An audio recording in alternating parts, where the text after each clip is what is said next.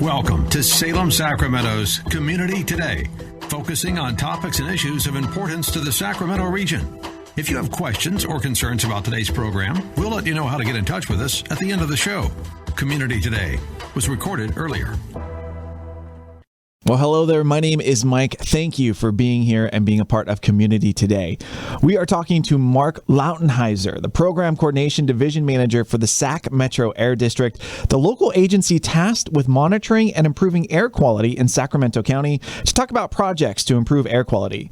Mark, thank you so much for being a part of Community Today. Thank you very much for having me. Yes, we're very excited. Can you tell us first a little bit about the Sac Metro Air District? So the Sac Metro Air District is the local air regulatory agency with jurisdiction over Sacramento County. We work with our other partners in the region, both neighboring air districts and local city and county government, to help develop plans and basically keep the region either reach or stay in attainment with the state and federal air quality standards. Just some other things our agency does is we permit and inspect stationary businesses. This is everything from gas stations to power plants and everything in between, and of course air monitoring to let us know what's happening with air quality and sharing that information with the public.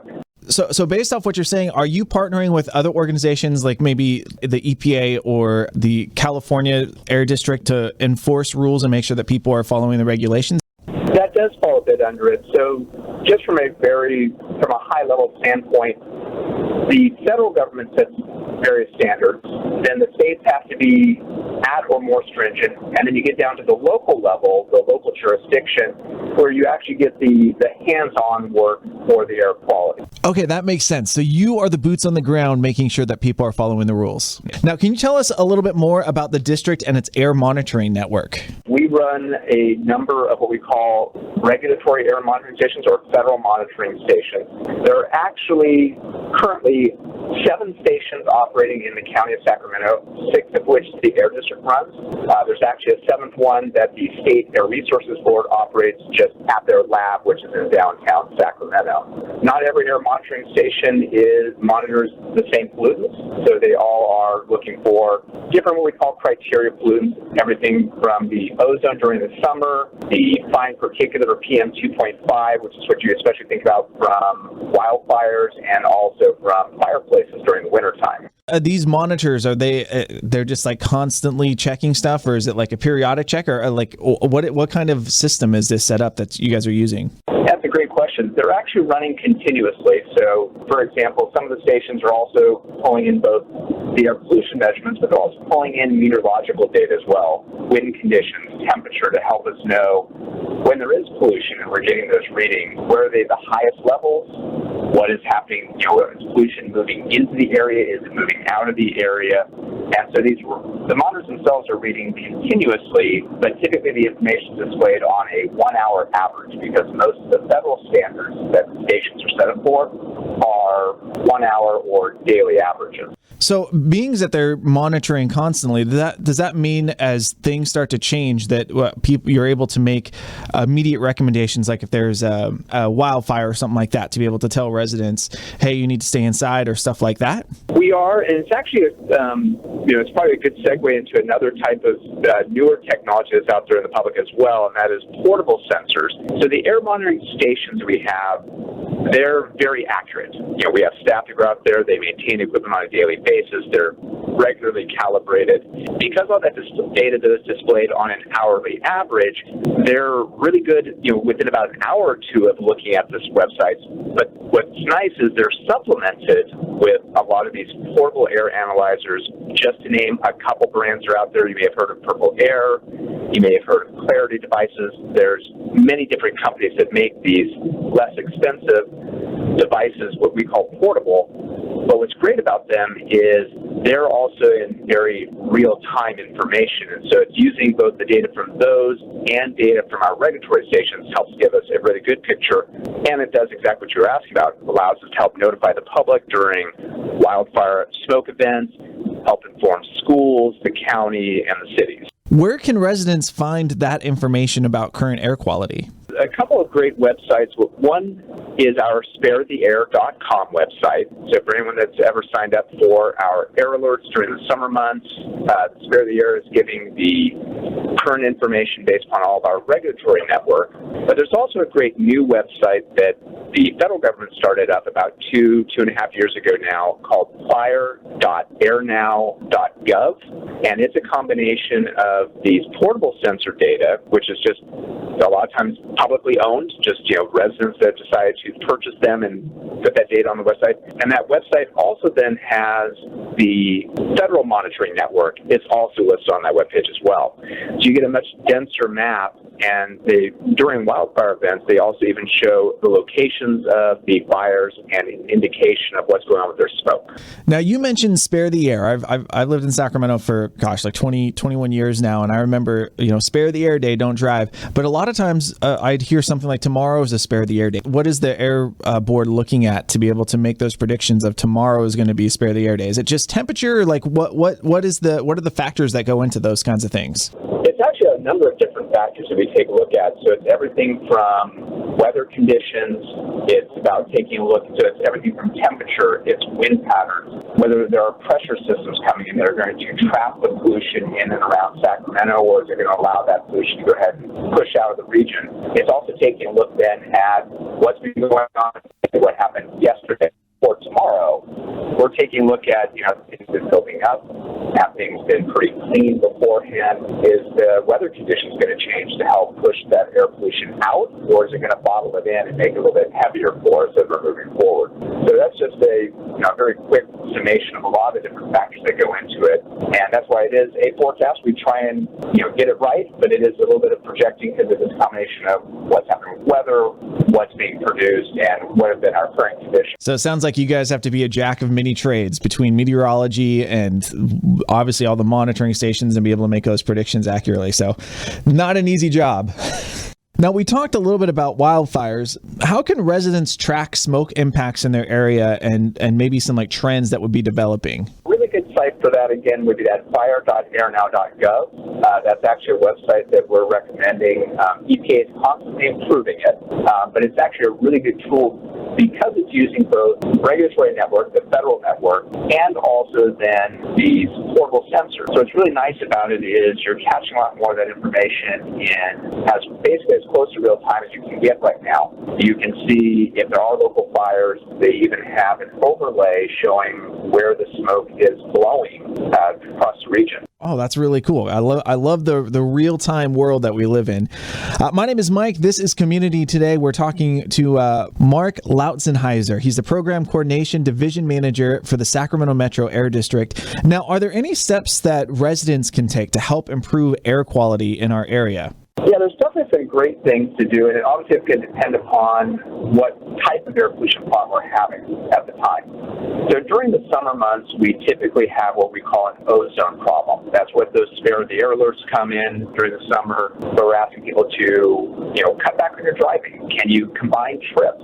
Can you look into carpooling? Maybe take it by bike or light rail or the bus system are all great options there. When you are using your vehicle, make sure your vehicle is well maintained. Are you having proper air pressure in the tires? Is it tuned up to be just as efficient as possible? For your own gardening and mowing equipment, if you have the capability of going to electric devices, much better in terms of not putting that pollution in the air. Now, during the winter type months and or during wildfires, our problem is particulate matter, that fine dust or fine particles. And so there, the best choice you do are to do things making sure you're making choices to reduce adding additional dust into the air. So during the winter time, following our check before you burn protocols. If it's during the summer and wildfires, probably not the best day to be doing an extra barbecue or anything like that. Is if your place of work allows teleworking. If you don't have to be making those extra drives into work, that's just going to save a lot of extra emissions going into the air. Now, you mentioned earlier that you work with other air districts around us. How are you partnering with other air districts to help minimize the impact of pollutants in the air? When the federal federal government sets the different air quality standards. They base it not just on a county basis, on what they call an air basin. So in our case, our air basin does include both Sacramento County, the Yolo Solano Air District, El Dorado, Placer, and a very bit of Feather River Air District. So all these different areas and all these counties are part of the same air basin. So as we're doing our planning efforts, we work on a regional plan. So that regional plan then takes a look at emissions from all sources, everything from your cars and trucks on the road to your business emissions, also to your consumer products, things like household paint. And we take a look at that across the entire region, and then all the districts work together to develop that plan to get us basically from point A to point B. And so then we do have a regional collective plan, and we're in regular communication with one another as well. Now, this may be getting a little bit into the weeds, so feel free to say that. But I imagine something like the Sacramento Air District, with a city as big as Sacramento, is going to have a lot more pollution and issues than something like the Yolo District, which has a lot lower population. How does that work when it comes to meeting the goals of the region?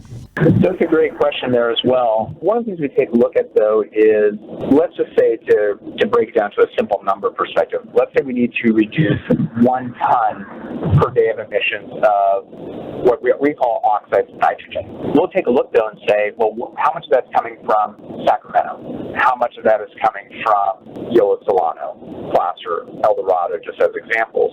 And we'll then try to look at what strategies are the most efficient for each area's contribution. Because obviously you can't also expect an area that maybe isn't producing as much of that to come up with a whole chunk on their own. Okay, well, that makes sense. How can listeners learn more about what they can do to help and how to connect with the district? I'm going to be sort of mentioning a couple of the websites again we talked about before. Maybe I'll dive in just a teeny bit on each of them.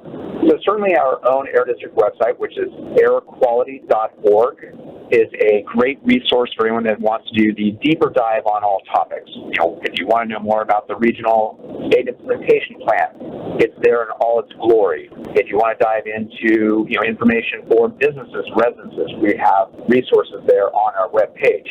The sparetheair.com website is another great resource where we've got some tips during the Spare the Air Days. It's going to sound very similar to some of the suggestions I just made a moment ago, but we've got different activities there to help with kids learn more about it. We've got information on what you can be doing, plus it's giving you that air quality information. So those are a couple of websites that are great just on a day-to-day basis. Someone wants to know more about us, who we are, what we do, great place to dive into it. Excellent. Well, Mark, thank you so much for your time today. Really appreciate you taking time to help us figure out how we can help improve our air quality and what you guys are doing. Happy to help. Thank you very much for having me. Well, my name is Mike. We're talking to Mark Loutzenhiser. He is the Program Coordination Division Manager for the Sac Metro Air District. Now, just in case listeners are tuning in, can you just recap real quick what the Sac Metro Air District is and what your goals are? So the Sac Metro Air District is the local air regulatory agency. We have primary authority over sources of pollution in Sacramento County, and then we work with our regional partners to stay within our federal and state standards, which includes everything from permitting businesses like gas stations and paint spray booths up to power plants, and we also run a number of incentive programs as well for cleaning up trucks, cars, school buses as examples, plus then monitoring air quality in and around Sacramento. Now, I know we touched on this a little bit earlier, but in the last few years, portable air monitors have become way more popular. Can you explain how they work and how their data is used in the grand scheme of things? So these portable sensors, as you mentioned, are a great new addition to providing information over the last few years. What they are is they're basically very small devices. Some are as small as literally being able to be held in your hand. They may be self-powered or they just plug in at home, tie into your Wi-Fi. And what's really great about them, though, is they provide real-time information. They're not as accurate as you might expect to, say, our federal monitoring network, but they're really good in terms of giving qualitative information. What I mean by that is, if it reads 44, am I going to say it's exactly 44? No. But if it says it's in the 40s, that's probably a pretty good indication of where you are. And so it's great in terms of providing that extra level of detail. And so many people have bought these types of devices and deployed them that you get a far greater density of information than just from the limited number of federal monitoring stations that we operate. Well, and it seems like if you have so many that the average would kind of work out and sort of and is reinforced by the federal hourly monitoring system, I'd assume, correct? You are absolutely correct. And that's what's so great about them is, I was talking with some members of the public, and someone was asking about these devices, and the way I put to them is, if you just see one monitor in a field of green and it's reading a high number, either maybe something just locally is happening, someone's barbecuing right there, or maybe that one sensor is off. But when you've got 30, 40 sensors in and around a handful of neighborhoods, if they're all starting to if they're all looking green, great. If they're all getting into yellow, orange, or say like a red level, something's going on. And so they do provide that perspective and that great information just in that real time for the public. And now I understand the district has a new partnership with the city of Sacramento to install 100 portable air sensors in schools, homes, and businesses. What's involved with that project, and what are your ultimate goals with something like that?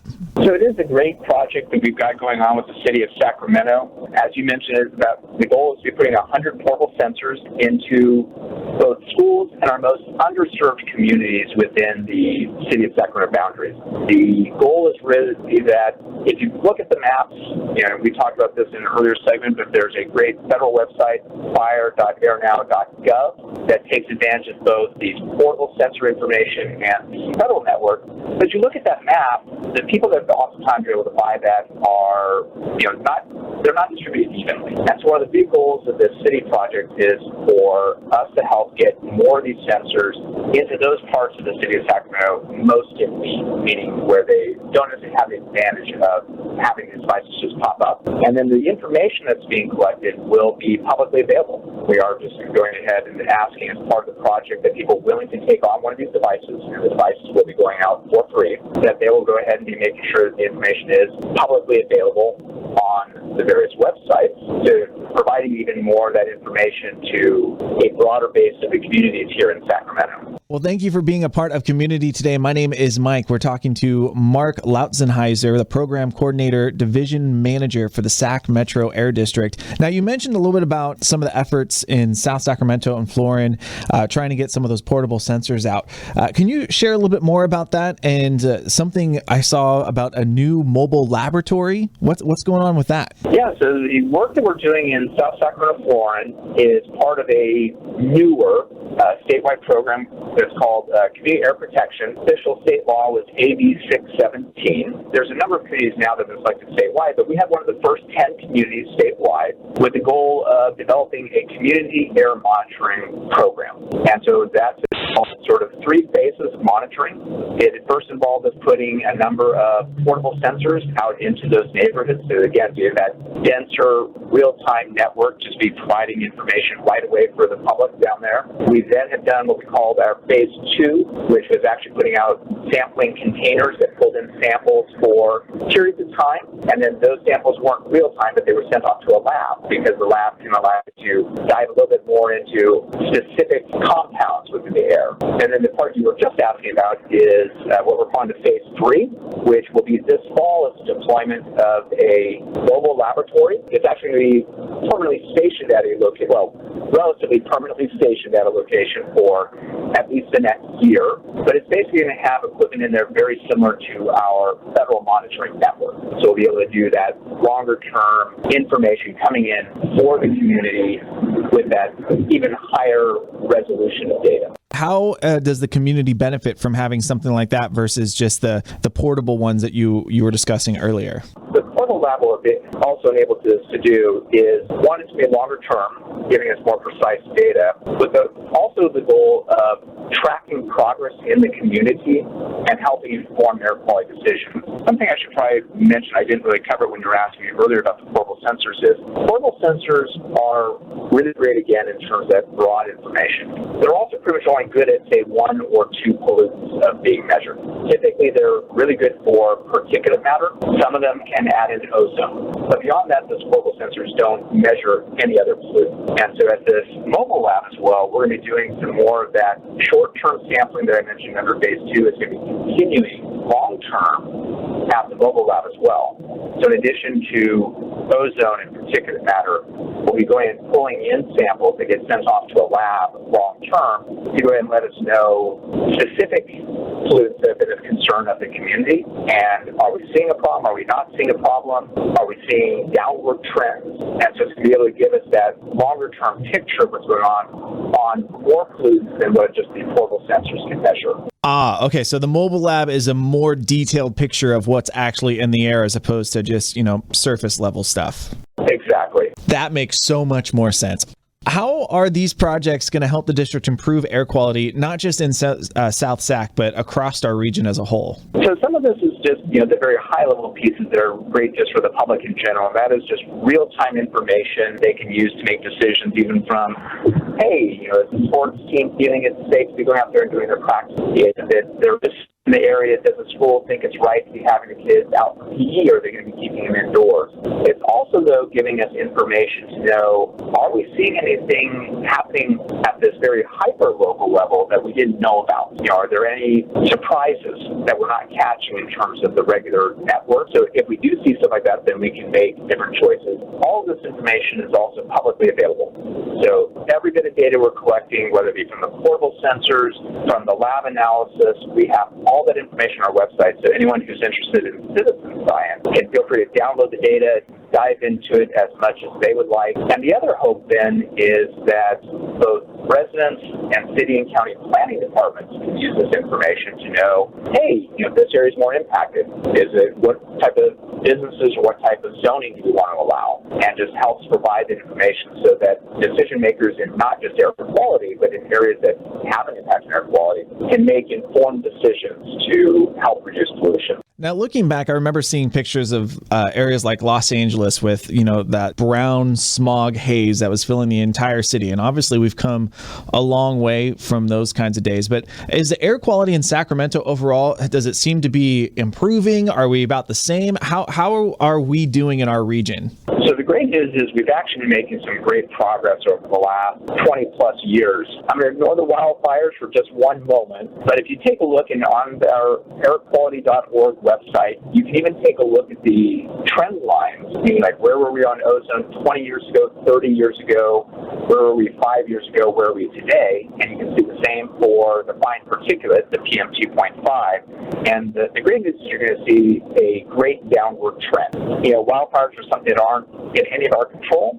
So obviously when those happen, though, there are additional pollution impacts that it's just best for everyone to track the information and be able to make decisions right in the now to go ahead and protect their health. But the long-term approach for ozone and particulate matter and other pollution here in Sacramento has definitely dropped significantly over the last 20 years. Well, I'm glad to see that we're moving in the right direction. What else can residents do to help us continue moving in that direction? So just in terms of residential decisions, there's some great, easy choices. But more often people find trips. They can do carpooling, see if there's other ways of doing things like, hey, I'm going to go ahead and ride the bike for my commute instead. If your business allows it and if it works for your home schedule, to do some teleworking. And the reason I mentioned some of these, there are other strategies as well, but we have a lot of different emission sources in our region, but vehicle emissions, meaning cars, heavy-duty trucks, do tend to still be the majority. They are the largest lion's share of the emissions. So anything that we as residents can do to go ahead and minimize the amount of driving they need to do, and not to mention, especially these days, save some gas money, those are definitely great strategies for helping the region reduce pollution. Now, outside of driving, around the house, what is the greatest pollutant that residents might be able to change and adjust? So outside of the driving would be probably during the winter time when we're concerned more with particulate matter. So there is definitely taking a look at the Check Before You Burn program. And if you are lighting up on a day when it's still legal to burn, make sure you're using dry, clean firewood. Other choices just around the home, of course, and this helps both during winter and summer to the extent that people can go to electric weed eaters, electric mowers, electric blower. If you're not burning fuel, those are all great choices. And then just to the extent that people are able to, buying energy-efficient products. Anytime we're using less energy, then power plants don't have to use as much power as well to provide that electricity for us. Okay. Now, when it comes to burning in the winter, you talked about using good, solid, dry firewood, but what about those Duraflame logs that they put together that they say are supposed to be better for the environment? They definitely can, but they do still produce various particulate emissions. So really the main thing is to be making good, clean choices, and those can't help. But really, even in terms of the regular wood, if they have good seasoned dry wood, that's a great choice there. But the pressed logs as well are good choices as well. Well, thank you so much for your time. How can listeners learn more about the Sac Metro Air District and connect with what you're doing? So a couple of great resources. One would be just our normal webpage, which is airquality.org. And on that page, listeners can go ahead and dive into as much of the weeds as they would like. Another great resource is the sparetheair.com website. That is the regional website where we post the air quality information. This is typically ozone during the summer, fine particulate or PM 2.5 during the winter. We also have a lot of good tips on how people can reduce emission and some great educational tools for kids as well. Well, awesome. Thank you so much for your time today, Mark. Thank you for sharing, and thank you so much for giving us some great tips about how we can better support what you're doing and improve our air quality. Well, happy to do so, and thank you and your listeners, and hopefully this information will be helpful for us, because really our goal in terms of, especially on the information we collect, is to make sure that information is available to the public, and hopefully just letting them know how they can use this information to protect themselves. Thank you so much, Mark. Thank you.